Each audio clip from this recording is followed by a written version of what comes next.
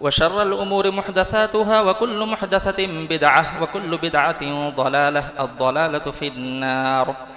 अऊज़ु बिल्लाहि मिनश शैतानिर रजीम बिस्मिल्लाहिर रहमानिर रहीम। क़ुल या इबादियल्लज़ीना असरफ़ू अला अनफुसिहिम ला तक़नतू मिर रहमतिल्लाह इन्नल्लाहा यग़फ़िरुज़्ज़ुनूब जमीअ इन्नहु हुवल गफ़ूरुर रहीम। अल्लाह रब्बुल आलमीन की तारीफ़ और उसके बाद जनाब मुहम्मदुर रसूलुल्लाह सल्लल्लाहु अलैहि वसल्लम पर दरूद व सलाम नाजिल हो। जिस मौजू पर गुफ्तगू करनी है बहुत ही हसास और बहुत ही अहम मौजू है, इसलिए इस मौजू को सुनने के लिए ज़हन के गोशों को खोल करके बैठें। मौजू है इंसानी ज़िंदगी के वो लम्हात या वो अवकात जिसमें एक इंसान अपने रब से, अपने खालिक से मायूस हो जाता है। सबसे पहली बात ये जाने कि ये दुनिया आजमाइश की जगह है, ये दुनिया इम्तिहान गाह है और दुनिया नाम है तकलीफ़ों का, परेशानियों का, मुसीबतों का। और अल्लाह रब्बुल आलमीन ने मौत और ज़िंदगी को इसीलिए पैदा किया है। अल्लाह ने सूरतुल मुल्क के अंदर फरमाया अल्लज़ी खलक़ल मौता वल हयाता लियब्लुवकुम अय्युकुम अहसनु अमला, कि मैंने ज़िंदगी को और मौत को इसलिए पैदा किया है ताकि मैं अपने बंदों को आजमाऊं, ताकि मैं अपने बंदों का इम्तिहान लूं। लियब्लुवकुम, ताकि अल्लाह तुम्हें आजमाए, तुम्हारा इम्तिहान ले। अल्लाह देखना चाहता है कि मेरा कौन सा बंदा है जो तकलीफ़ों में सब्र करता है, मेरा वो कौन सा बंदा है जो आजमाइशों में, परेशानियों में, मुसीबतों में सब्र करता है और रब की रहमत से, रब की रज़ा से और उसके फैसले से राज़ी रहता है। तो अल्लाह ने मौत और हयात को, ज़िंदगी और मौत को पैदा ही इसीलिए किया है ताकि तुम्हारी और हमारी और सबकी आजमाइश और सबका इम्तिहान ले। ये एक बात। दूसरी बात, एक इंसान के ज़िंदगी में कितनी भी बड़ी मुसीबत क्यों ना आ जाए, एक इंसान कितनी बड़ी परेशानी और मुसीबत में मुब्तला क्यों ना हो जाए, उसे कभी भी अल्लाह की रहमत से मायूस नहीं होना है। उसे कभी भी अल्लाह की रहमत से नाउम्मीद नहीं होना है। क्यों? क्योंकि मायूसी ये कुफ्र है। अल्लाह की रहमत से नाउम्मीदी ये कुफ्र है। अल्लाह ने फरमाया इन्नहु ला ययअसु मिर रौहिल्लाहि इल्लल कौमुल काफिरून। काफिर अल्लाह की रहमत से मायूस होता है। एक मोमिन का शेवा ये नहीं है, एक मोमिन की सिफत और एक मोमिन की ये शान नहीं है कि वह अल्लाह की रहमत से मायूस हो जाए। और दूसरी जगह अल्लाह ने कहा कि गुमराह लोग मेरी रहमत से मायूस होते हैं। तो मायूस होना, अल्लाह की रहमत से ना उम्मीद होना, ये मोमिनों की सिफत नहीं है, ये काफिरों की सिफत है, ये गुमराह लोगों की सिफत है। ये एक बात। दूसरी चीज, मायूस होना अल्लाह की रहमत से, अल्लाह की रहमत से ना उम्मीद होना, ये कबीरा गुनाहों में से है।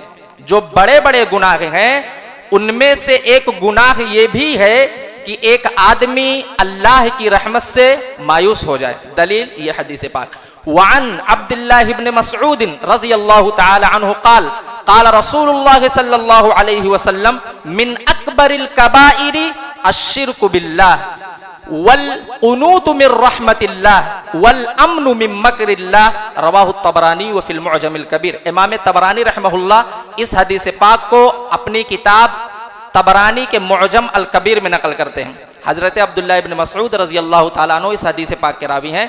कहते अल्लाह के नबी सल्लल्लाहु अलैहि वसल्लम ने इरशाद फरमाया कि जो बड़े बड़े गुनाह हैं उनमें सबसे बड़ा गुनाह अल इशराकु बिल्लाह, अल्लाह के साथ शिर्क करना। बड़े बड़े गुनाहों में, कबीरा गुनाहों में सबसे बड़ा गुनाह अल इशराकु बिल्लाह, अल्लाह के साथ शिर्क करना। और दूसरे नंबर पर वल अम्नु मिन मकरिल्लाह, अल्लाह की पकड़ से अपने आप को महफूज समझ लेना। अल्लाह का अज़ाब नाजिल हो रहा हो, अल्लाह का इक़ाब नाजिल हो रहा हो और आदमी अल्लाह के अज़ाब से अपने आप को बेखौफ समझ ले, अपने आप को महफूज समझ ले, ये भी कबीरा गुनाहों में से। और तीसरी चीज वल यअसु मिर रहमतिल्लाह, और बाज़ रिवायतों में वल कुनूतु मिर रहमतिल्लाह, अल्लाह की रहमत से मायूस हो जाना, अल्लाह की रहमत से ना उम्मीद होना, ये भी कबीरा गुनाहों में से। तो ये हदीस इस बात की दलील है कि मायूस होना रब की रहमत से ये कबीरा गुनाहों में से, और हमें जिंदगी के हर मरहले में अल्लाह रब्बुल आलमीन की रहमत से उम्मीद रखनी है, उसके रहमत से मायूस नहीं होना। एक और चीज जाने कि इंसान की जिंदगी में कुछ तकलीफें छोटी होती हैं जिसे हर इंसान बर्दाश्त कर लेता है, लेकिन कुछ तकलीफें, कुछ लम्हात, कुछ औकात, कुछ परेशानियां, कुछ मुसीबतें इतनी बड़ी होती हैं कि एक इंसान के अंदर उन परेशानियों को बर्दाश्त करने की ताकत नहीं होती है, और फिर ऐसे मौकों पर वो अल्लाह रब्बुल आलमीन की रहमत से मायूस हो जाता है।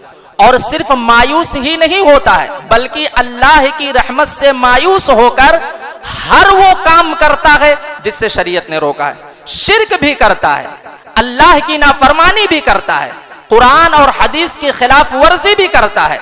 इतना अल्लाह से वो मायूस हो जाता है। तो कुछ लम्हात इंसान की जिंदगी में ऐसे आते हैं जिसमें एक इंसान रब की रहमत से मुकम्मल तौर से मायूस हो जाता है, वो मुकम्मल तौर से टूट जाता है। उसको ऐसा लगता है कि अब मेरी ये परेशानी, मेरी ये तकलीफ हमेशा हमेशा के लिए। उन्हीं लम्हात में से, उन्हीं औकात में से एक वक्त है जब एक इंसान बहुत ज्यादा गुनाह में मुब्तला हो जाए, एक इंसान बहुत बड़ा गुनहगार हो जाए। ऐसे मौकों पर एक इंसान रब की रहमत से मायूस हो जाता है। उसके दिल में यह बात आती है, उसके जहन में एक बात गर्दिश करती है कि मेरे पास तो बहुत सारे गुनाह हैं, मेरी तो पूरी जिंदगी गुनाहों में गुजर रही है, अब अगर मैं तौबा करूंगा तो अल्लाह मेरी तौबा को कबूल करेगा या नहीं करेगा। वो रब की रहमत से मायूस हो गया। उसके जहन में यह बात गर्दिश करती है कि मैं तो बहुत बड़ा गुनहगार हूं, अब अगर मैंने तौबा कर लिया तो मेरी तौबा को अल्लाह रब्बुल आलमीन कबूल करेगा या नहीं करेगा, मेरे गुनाह को अल्लाह माफ करेगा या नहीं माफ करेगा। ये बात एक इंसान के जहन में गर्दिश करती है और चलती है। ऐसे लोगों के लिए ये आयत करीमा जो मैंने शुरू में पढ़ी है, अल्लाह क्या कहता है, कुल या इबादियल्लज़ीना असरफू अला अनफुसिहिम ला तक़नतू मिर रहमतिल्लाह। आप इस आयत पर गौर कीजिए, और आपको इस आयत के बारे में बताऊं, उलमा ने लिखा है कि पूरे कुरान के अंदर सबसे ज्यादा उम्मीद दिलाने वाली कोई आयत है तो यही आयत है जो सूरह ज़ुमर के अंदर है। पूरे कुरान में सबसे ज्यादा उम्मीद दिलाने वाली आयत, कि एक इंसान जब इस आयत को पढ़े तो उसके दिल में अल्लाह की रहमत से मायूसी नहीं हो सकती है, उसका दिल कभी भी अल्लाह की रहमत से मायूस नहीं हो सकता। सबसे ज्यादा उम्मीद दिलाने वाली यही आयत। अल्लाह क्या कह रहा, अये नबी आप कह दो मेरे बंदों से, और ये बंदे कौन है, मोमिन, मुत्तकी, परहेजगार नहीं। या इबादी, अये नबी सल्लल्लाहु अलैहि वसल्लम कह दो मेरे बंदों से। कौन से बंदे, अल्लज़ीना असरफू अला अनफुसिहिम, जिन्होंने अपने नफ्सों पर बहुत ही ज्यादा जुल्म किया है, जिन्होंने गुनाह के सिलसिले में हद से तजावुज किया है। और एक नुक्ता आप देखिए, अल्लाह चाहता तो ऐसा भी कह सकता था कि अय गुनहगारों, अय जालिमों, अय मुशरिकों, अय गुनाह करने वालों, अय मासी करने वालों, अल्लाह ऐसा भी कह सकता था, लेकिन अल्लाह ने ऐसा नहीं कहा। अल्लाह ने क्या कहा, या इबादी, अय मेरे बंदो। अल्लाह मुखातब कैसा कर रहा है, पता ये चला कि अल्लाह के दिल में उसके हर बंदे की मोहब्बत है, वो चाहे नेक हो चाहे गुनहगार हो, अल्लाह सबसे मोहब्बत करता है। बस जरूरत इस बात की है कि गुनाह के बाद हम गुनाह पर अड़े मत, गुनाह पर इसरार मत करें, गुनाह होने के बाद अल्लाह रब्बुल आलमीन की तरफ पलट जाएं, उससे तौबा कर लें। ये अहम है। गुनाह का होना ये कोई बड़ी चीज नहीं है, इंसान गुनाहों का पुतला है, लेकिन गुनाहों पर इसरार करना ये अल्लाह को पसंद नहीं है। तो अल्लाह ने कहा, ऐ मेरे वो बंदो जिन्होंने अपने नफ्सों पर जुल्म किया है, ला तक़नतु मिन रहमतिल्लाह, अल्लाह की रहमत से मायूस मत होना, अल्लाह की रहमत से ना उम्मीद नहीं होना। मुखातब किनको किया जा रहा है? गुनहगारों को। गुनहगारों को अल्लाह कह रहा है कि अल्लाह की रहमत से मायूस नहीं होना है। क्यों? इन्नल्लाह यग़फिरुज़्ज़ुनूब जमीआ, तुम्हारे गुनाह कितने ज्यादा क्यों ना हो जाए, मैं तुम्हारे सारे के सारे गुनाहों को माफ कर दूंगा। और सिर्फ एक गुनाह को नहीं माफ करूंगा, यग़फिरुज़्ज़ुनूब जमीआ, तमाम के तमाम गुनाहों को माफ कर दूंगा। तुमने जितना भी गुनाह किया होगा, अगर तुमने मेरी रहमत से उम्मीद रखते हुए मुझसे दुआ कर ली, मुझसे तौबा कर लिया, इस्तिग़फार कर लिया, माफी मांग ली, तो मैं इस बात की गारंटी देता हूं कि मैं तुम्हारे सारे के सारे गुनाहों को माफ कर दूंगा। इन्नल्लाह यग़फिरुज़्ज़ुनूब जमीआ, अल्लाह की जात तो वो है जो तुम्हारे सारे के सारे गुनाहों को माफ करने के लिए तैयार है। क्यों माफ करेगा? क्यों अल्लाह सारे गुनाहों को माफ करेगा? इन्नहु हुवल गफूरुर रहीम, क्योंकि वो गफूर है, वो रहीम है। उसकी एक सिफत है गफूर, गुनाहों को माफ करना, उसकी एक सिफत है रहीम, रहम करना अपने बंदों के ऊपर। और एक बात और देखे इस आयत में, अल्लाह ने आयत की इब्तिदा की या इबादी कह करके, ऐ मेरे बंदो, और आयत का इख्तिताम किया, आयत को खत्म किया इन्नहु हुवल गफूरुर रहीम पर, कि मैं गफूर हूं, मैं रहीम हूं। क्यों अल्लाह ने इस आयत के आखिर में गफूरुर रहीम का सेगा इस्तेमाल किया? वो इसलिए, और ये बताने के लिए कि मेरी एक सिफत है गफूर, और सिफत गफूर का ये तकाजा है कि मैं तुम्हारे सारे के सारे गुनाहों को माफ कर दूं। मेरी एक सिफत है रहीम, और सिफत रहीम का ये तकाजा है कि अगर मेरा कोई गुनहगार बंदा मेरी तरफ पलट जाए, मुझसे माफी मांगे, तो मैं उसके सारे गुनाहों को माफ कर दूं। तो ये आयत बहुत अहम है। गुनाह आपके कितने भी क्यों ना हो जाएं, आपको अल्लाह की रहमत से मायूस नहीं होना। और एक हदीस देख लें इसी आयत की तफसीर में, उसके बाद आगे चलते हैं। वअन अनस रज़ियल्लाहु तआला अन्हु क़ाल समिअतु नबिय्य सल्लल्लाहु अलैहि वसल्लम यक़ूल क़ाल अल्लाहु तआला या इब्न आदम लौ दअउतनी व रजौतनी गफ़रतु लका अला मा कान मिनका वला उबाली या इब्न आदम लौ बलगत ज़ुनूबुका अनान अस्समा सुम्मा इस्तग़फ़रतनी गफ़रतु लक या इब्न आदम लौ अतैतनी बिक़िराबिल अर्ज़ि ख़ताया सुम्मा लक़ीतनी ला तुशरिक बी शैआ लअतैतुका बिक़िराबिहा मग़फ़िरतन रवाहु तिर्मिज़ी व फ़ी किताबिद दाअवात। इमाम तिर्मिज़ी रहमहुल्लाह इस हदीस को सुनन तिर्मिज़ी के किताबुद दाअवात में नकल करते हैं। हज़रत अनस इस हदीस के रावी कहते हैं, नबी मोहतरम सल्लल्लाहु अलैहि वसल्लम ने फरमाया कि अल्लाह कहता है। इस हदीस की निस्बत नबी मोहतरम सल्लल्लाहु अलैहि वसल्लम ने अल्लाह की तरफ की, और इसी को कहा जाता है हदीस कुदसी। और हदीस कुदसी और कुरान में थोड़ा सा फर्क है। कुरान का लफ्ज और माना दोनों अल्लाह की तरफ से, और हदीस कुदसी का माना अल्लाह की तरफ से होता है, और लफ्ज जनाब मुहम्मदुर रसूलुल्लाह सल्लल्लाहु अलैहि वसल्लम का होता है। बात रब की, लेकिन लफ्ज मुहम्मदुर रसूलुल्लाह सल्लल्लाहु अलैहि वसल्लम की, इसी को कहते हैं हदीस कुदसी। तो अल्लाह कह रहा है, क्या कह रहा है कि ऐ इब्ने आदम, अगर तुम मुझसे दुआ कर, वरजौतनी, और मुझसे उम्मीद रख, तो मैं तेरे सारे गुनाहों को माफ कर दूंगा। एक नुक्ता मिला कि अल्लाह से सिर्फ दुआ नहीं करनी है, उम्मीद के साथ दुआ करनी है। लौ दअउतनी वरजौतनी, अगर तुम मुझसे दुआ कर और मुझसे उम्मीद रख, तो मैं तेरे सारे गुनाहों को माफ कर दूंगा। तो दुआ उम्मीद के साथ होनी चाहिए। लेकिन हमारा मसला यह है कि हमारे कुछ भाई तो दुआ करते हैं, लेकिन उनकी दुआ यूं ही हाथ उठाया, दो चार अल्फाज अदा किए, खत्म। दुआ है, उम्मीद नहीं। और कुछ लोग अल्लाह की जात से उम्मीद तो रखते हैं, लेकिन वो दुआएं मांगने के लिए तैयार नहीं, वो अल्लाह से मांगने के लिए तैयार नहीं, और दोनों मुआमला गलत है। अल्लाह से दुआ भी कीजिए आप, और अल्लाह से उम्मीद रखते हुए दुआ कीजिए। अल्लाह खुद कह रहा है मैं तुम्हारे सारे गुनाहों को माफ कर दूंगा। और उसके आगे अल्लाह कह रहा कि ऐ इंसान सुन, लौ बलगत ज़ुनूबुका अनान अस्समा, अगर तेरे गुनाह आसमान के बुलंदी तक पहुंच जाएं।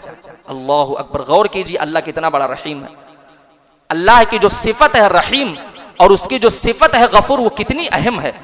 कहा लौ बलगत ज़ुनूबुका अनान अस्समा, ऐ मेरा बंदा, ऐ मेरी बंदी, अगर तेरे गुनाह आसमान के बुलंदी तक पहुंच जाए, तू इतना बड़ा गुनहगार हो जा कि तेरे गुनाहों की वजह से आसमान छूने लगे तेरे गुनाह, और तू मुझसे इस्तिग़फ़ार कर, गफ़रतु लक, मैं तेरे सारे गुनाहों को माफ कर दूंगा। और यहीं पर बस नहीं, कहा अगर तू क़यामत के दिन इस हाल में मुझसे मुलाकात कर कि तेरे पास जमीन भर करके गुनाह हों, लौ अतैतनी बिक़िराबिल अर्ज़ ख़ताया, अगर तू मुझसे मुलाकात कर इस हाल में कि तेरे पास पूरी जमीन भर के गुनाह हो, और ये जमीन छोटी सी है, आपको पता है जमीन की इंतहा कहां है और इब्तिदा कहां है? किसी को नहीं मालूम कि कहां से जमीन शुरू हो रही और कहां पर खत्म हो रही। अल्लाह कह रहा है अगर जमीन भर के गुनाह लेकर के तू मुझसे मिल, बस एक चीज याद रखना, ला तुशरिक बी शैआ, तूने दुनिया में रहते हुए मेरे साथ किसी को शरीक नहीं ठहराया हो, तू जमीन भर के गुनाह लेकर के आएगा, ला अतैतुका बिक़िराबिहा मग़फ़िरतन, मैं जमीन भर के मग़फ़िरत लेकर के तेरे पास आऊंगा। तेरे पास जमीन भर करके गुनाह होगा तो मेरे पास जमीन भर करके मग़फ़िरत भी होगी, तेरा गुनाह जमीन भर करके होगा तो मेरी मग़फ़िरत भी जमीन भर करके होगी। तेरे सारे के सारे गुनाहों को मैं माफ करने के लिए तैयार हूं। ला तक़नतू मिन रहमतिल्लाह, अल्लाह की रहमत से मायूस नहीं होना है, अल्लाह की रहमत से ना उम्मीद नहीं होना है। तो ये पहली चीज कि इंसान कब अल्लाह की रहमत से मुकम्मल तौर से मायूस हो जाता है, जब उसके पास गुनाहों की कसरत हो, बहुत बड़ा गुनहगार हो, लेकिन ऐसे मौके पर भी हमें अल्लाह की रहमत से मायूस नहीं होना है, बल्कि गुनाहों पर नादिमो शर्मिंदा होकर के तौबा करनी। नंबर 2, इंसान की शादी हो चुकी है, साल गुजर चुके, 2 साल गुजर गए, 3 साल गुजर गए, औलाद की नेमत से महरूम है, औलाद नहीं हो रही है, परेशान है, बहुत परेशान है, क्योंकि शादी के बाद हर इंसान की ख्वाहिश होती है, चाहे वो मर्द हो या औरत, कि उसे औलाद मिले। औलाद नहीं मिल रही, अब क्या हुआ, ये अल्लाह की रहमत से मायूस हो गया। और सिर्फ मायूस नहीं हुआ, उसके बाद उसने अल्लाह को गालियां भी देना शुरू किया। उसके बाद उसने मज़ारों का, दरगाहों का, बाबाओं का चक्कर लगाना शुरू कर दिया। उसके बाद उसने तावीज़ और गंडों का इस्तेमाल भी शुरू कर दिया। उसके बाद वो जाहिल किस्म के मौलवी और मुल्लाओं के दरबारों का चक्कर भी लगाना शुरू कर दिया। इस कदर इंसान अल्लाह की रहमत से मायूस हो जाता है। औलाद नहीं मिल रही है, शादी को कई साल गुजर चुके हैं, रब की रहमत से मायूस हो गया। अब वो औलाद पाने के लिए अल्लाह का दर छोड़ करके गैरों के दर का चक्कर लगा रहा। ऐसे लोगों को हजरत ज़करिया अलैहिस्सलाम को याद करना चाहिए, ऐसे लोगों को हजरत इब्राहीम अलैहिस्सलाम को याद करना चाहिए। क्या किस्सा है ज़करिया का, क्या मामला हुआ ज़करिया के साथ, आइए कुरान से पूछते हैं और हजरत ज़करिया अलैहिस्सलाम की ज़बानी सुनते हैं। अल्लाह ने क्या कहा सूरह मरियम में, इज़ नादा रब्बहू निदाअन खफिया, ऐ मोहम्मद सल्लल्लाहु अलैहि वसल्लम इस किस्से को याद करो। कौन सा किस्सा, कि मेरे बंदे ज़करिया ने छिप छिप कर, खुफिया तौर पर, पोशीदा तौर पर मुझसे दुआ मांगी। एक मसला बताऊं, हजरत ज़करिया अलैहिस्सलाम अल्लाह से दुआ छिप करके क्यों मांग रहे हैं? अल्लाह ये क्यों कह रहा, इज़ नादा रब्बहू निदाअन खफिया, छिप करके दुआ मांग रहे हैं हजरत ज़करिया। छिप करके दुआ मांगने की क्या जरूरत है? खुफिया तौर पर, पोशीदा तौर पर अल्लाह से दुआ क्यों मांग रहे हैं हजरत ज़करिया अलैहिस्सलाम? उसकी 2 वजह मुफस्सिरीन ने बयान। एक वजह तो ये कि दुआ के आदाब में से ये एक अदब है कि आदमी पोशीदा तौर पर अल्लाह से मांगे, छिप करके लोगों से अपनी दुआओं को छिपा करके रखे। पूरी दुनिया सो रही हो, वो रात के तारीकी और रात के अंधेरे में उठे और अल्लाह के बारगाह में सजदा रेज होकर के अल्लाह से मांगे। तो एक वजह ये कि ये दुआ के आदाब में से, और दूसरी वजह कौम वाले ताकि ताना ना दें, क्योंकि हजरत ज़करिया अलैहिस्सलाम बूढ़े हो चुके हैं, तो छिप करके औलाद इसलिए मांग रहे हैं ताकि कौम वाले ये ताना देना ना शुरू कर दें कि देखिए बूढ़ा हो चुका है और अभी भी औलाद की तमन्ना और औलाद की आरजू लिए घूम रहा है। तो इसलिए छिप करके दुआ मांगी। दुआ क्या मांगी, पहले ये देख लें कि दुआ कैसे मांगी, उसके बाद क्या मांगी। दुआ कैसे मांगी, दुआ का अंदाज क्या? एक तो छिप करके मांग रहे हैं। नंबर 2, क़ाल रब्बी इन्नी वहनल अज़्मु मिन्नी वश्तअल अर्रअसु शैबा, ऐ अल्लाह जिस्म की हड्डियां कमजोर हो चुकी। क़ाल रब्बी, लफ्ज़े रब, और किसी वक्त मैंने कहा कि तमाम अंबिया की दुआएं लफ्ज़े रब से शुरू होती हैं। ये सिफते रुबूबियत जो है ना बहुत अहम है। कोई भी बंदा अल्लाह रब्बुल आलमीन से दुआ करे, उसकी रुबूबियत का हवाला दे करके अल्लाह की रहमत जोश में आ जाती है। तो क्या कहा, रब्बी इन्नी वहनल अज़्म, अय मेरे रब, जिस्म की हड्डियां कमजोर हो चुकी। क्या मतलब जिस्म की हड्डियां कमजोर हो चुकी? जिस्म बिल्कुल लागर हो चुका हूं, इंतहाई बूढ़ा हो चुका हूं, मेरा जिस्म जवाब दे चुका है, जिस्म में ताकत नहीं बची है, मैं इतना बूढ़ा हो गया हूं, इतना कमजोर हो गया हूं। वश्तअल अर्रअसु शैबा, और सर के बाल भड़क उठे, यानी बिल्कुल सफेद हो गए हैं, बाल खत्म होने वाले हैं, इतना बूढ़ा हो गया। इसी को कहते हैं उर्दू में खूसट बूढ़ा, यानी जो बुढ़ापे में एकदम आखिरी दर्जे में पहुंच चुका हो, इतना बूढ़ा हो चुका हो। तो कहा बहुत बूढ़ा हो चुका हूं, और सिर्फ ये नहीं कहा कि मैं बूढ़ा हो चुका हूं, बीवी भी बूढ़ी हो चुकी है, और बीवी के साथ एक परेशानी और है, वम्रअती आकिरा, मेरी बीवी बांझ है। बांझ का क्या मतलब, ये एक किस्म की बीमारी है, अगर अल्लाह किसी को ये बीमारी दे दे तो औलाद का पाना बहुत मुश्किल होता है, इल्ला ये कि अल्लाह अपनी रहमत से औलाद से नवाज दे। कोई औरत बांझ हो जाए तो औलाद की पैदाइश बहुत मुश्किल है, बहुत मुश्किल है। तो हजरत ज़करिया का मामला देखिए, खुद भी बूढ़े हो चुके हैं, बीवी का मामला यह है कि वो बिल्कुल बांझ है, लेकिन क्या कह रहे हैं, अय मेरे रब, मैंने जब भी तुझसे मांगा है ना, कभी मायूस नहीं हुआ हूं, जब भी मैंने तुझसे दुआ की है तूने मुझे दिया है। फहबली मिन लदुनका वलिया, अपने पास से मुझे कोई औलाद दे दे, अपनी रहमत से कोई औलाद दे दे मुझे, क्योंकि मेरा मामला तो खत्म हो चुका है, अब औलाद तेरे ही हाथ में। और अल्लाह ने दिया, और ऐसा लड़का दिया, कहा अय ज़करिया तूने मुझसे मांगा, मैं लड़का दे रहा हूं, नाम भी रख रहा हूं, उसका नाम यहया है। और यही नहीं, जिस तरह तू नबी है तेरा बेटा भी नबी है। अब गौर कीजिए, हजरत ज़करिया अलैहिस्सलाम ने अल्लाह की रहमत से मायूसी इख्तियार नहीं की, अल्लाह से मांगा, और ऐसे वक्त में अल्लाह ने औलाद दी जिस वक्त में औलाद का होना बहुत ही मुश्किल होता है। और यही मामला हजरत इब्राहिम अलैहिस्सलाम का, हाजरा अलैहिस्सलाम की गोद खाली है, औलाद नहीं, दुआएं कर रहे हैं, रब्बी हबली, देखिए लफ्ज़ रब से दुआ कर रहे हैं, रब्बी हबली मिनस सालिहीन, अय मेरे रब नेक औलाद दे दे, अय मेरे रब अपनी तरफ से कोई औलाद दे दे। और मुफस्सिरीन ने लिखा है कि हजरत इब्राहिम की उम्र 80 साल से ज्यादा हो चुकी है। कितने साल के हो चुके हैं? 80 साल से ज्यादा इनकी उम्र हो चुकी है।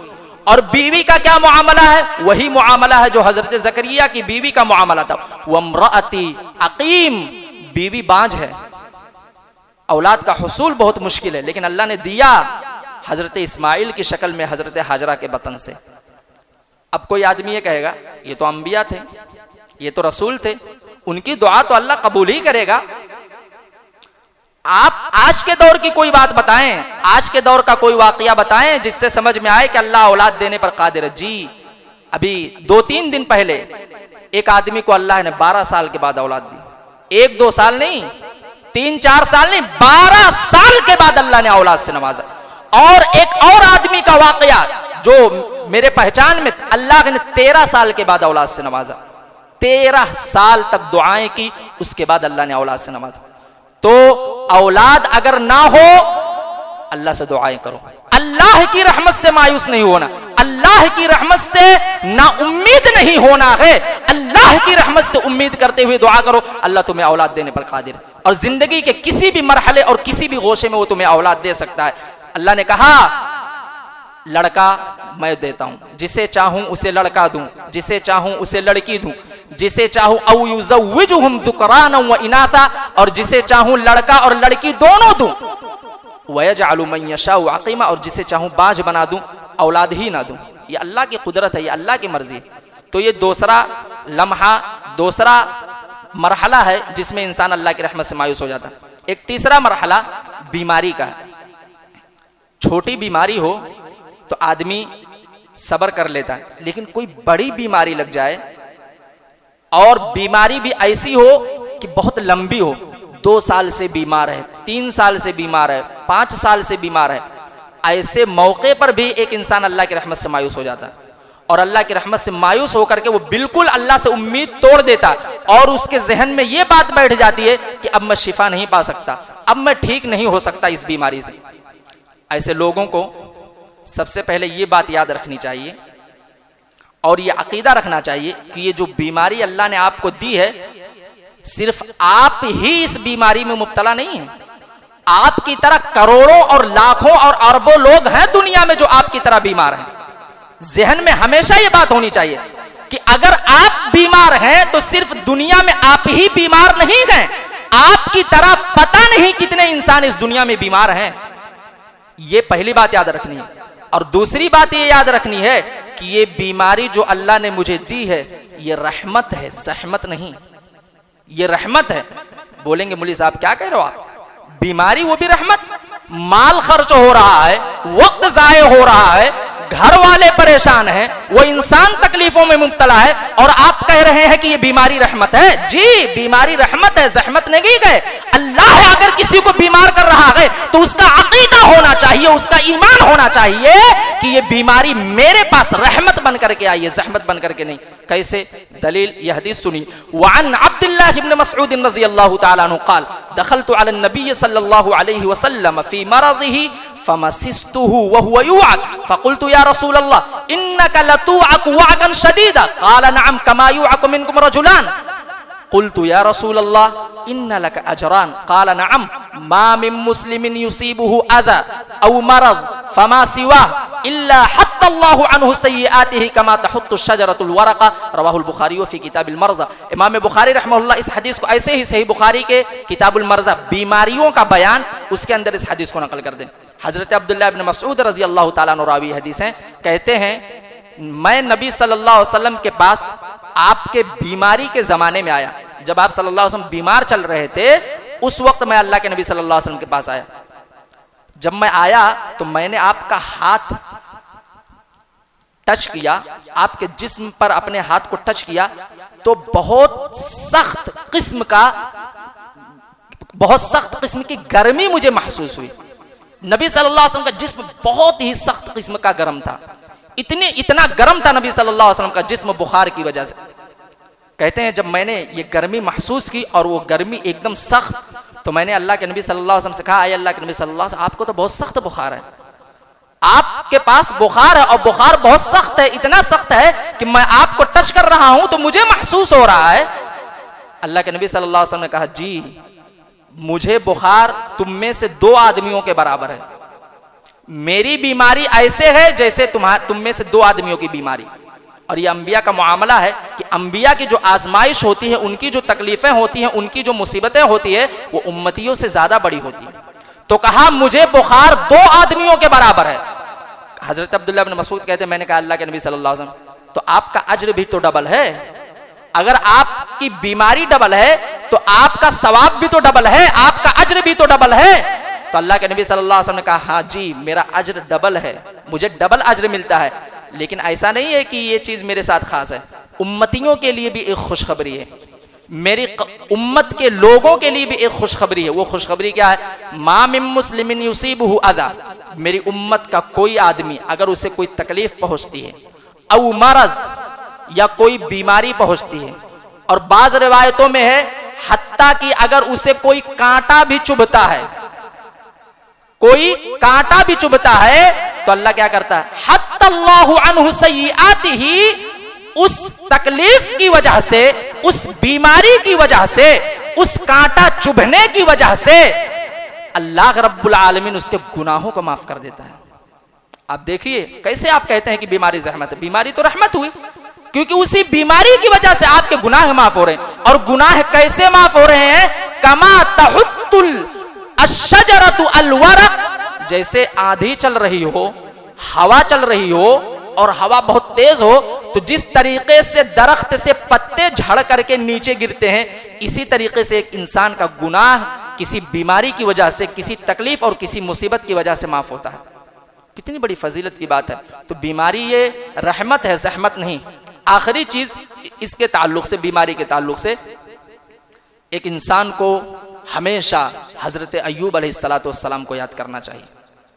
बीमारी के अय्याम में आप अय्यूब अलैहिस्सलाम को याद कीजिए और उनकी जो दुआ है उस दुआ को आप कसरत के साथ पढ़िए। क्या मामला है हजरत अय्यूब अलैहिस्सलाम का? बहुत गौर से सुनिए, बहुत दर्दनाक वाकया, बहुत दर्दनाक बीमारी दी अल्लाह ने हजरत अय्यूब। हमें तो बीमारी 1-2 साल के लिए, 1-2 महीने, 1-2 दिन के लिए मिलती है ना। हजरत अय्यूब को हजरत अनस के रिवायत के मुताबिक अल्लाह ने 18 साल तक बीमार किया। 1-2 साल नहीं, 4-5 साल नहीं, 18 साल तक अल्लाह ने उनको मरज में और बीमारी में मुब्तला किया।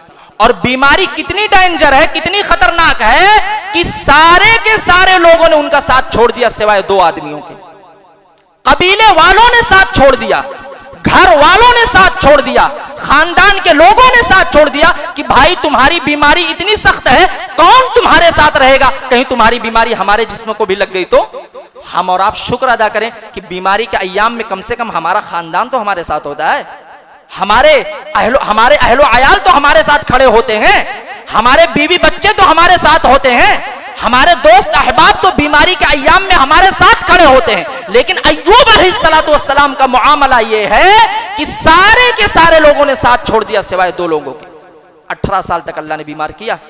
दुआ का अंदाज देखिए, आदमी रो पड़े, दिल दहल जाए अगर हजरत अय्यूब अलैहिस्सलाम की दुआ पर आप गौर करें। मसला यह है हम सिर्फ तर्जुमा पढ़ने का आदी हो गए हैं, कुरानी आयत पर गौर करने के आदी नहीं है। दुआ का अंदाज देखिए, वइद नादा रब्बहु अन्नी मस्सनी अज़्ज़ुर्रु व अंता अर्हमुर राहिमीन। छोटी दुआ लेकिन इल्म का खजाना मौजूद है, छोटी सी दुआ इल्म का खजाना मौजूद है। और हजरत अय्यूब अलैहिस्सलाम का सब्र किस कदर बढ़ा हुआ था वो इस आयत से आप सीखिए।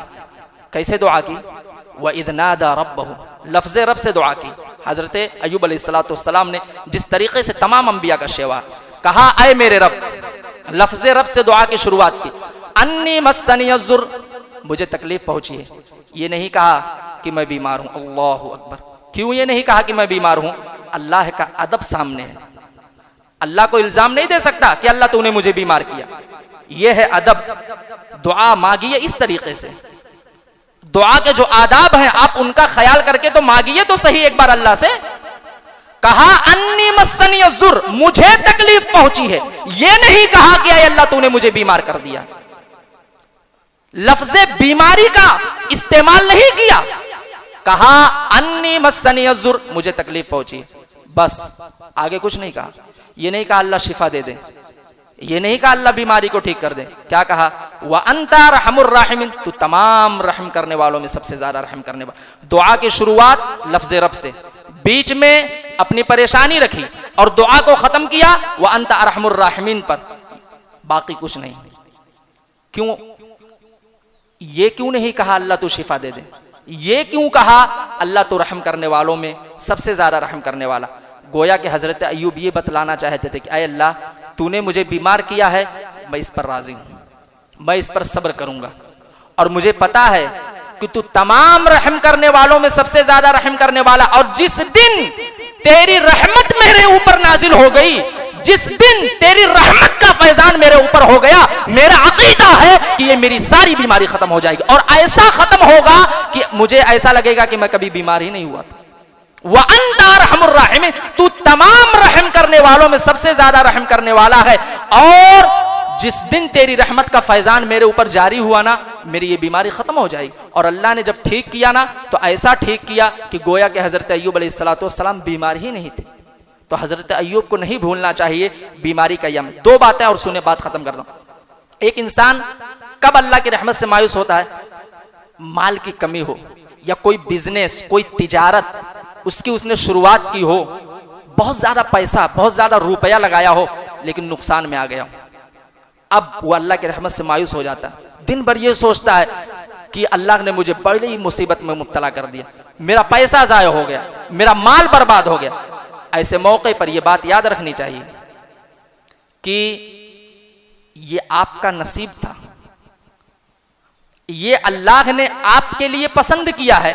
और अल्लाह की पसंद आपकी पसंद से ज्यादा बेहतर है।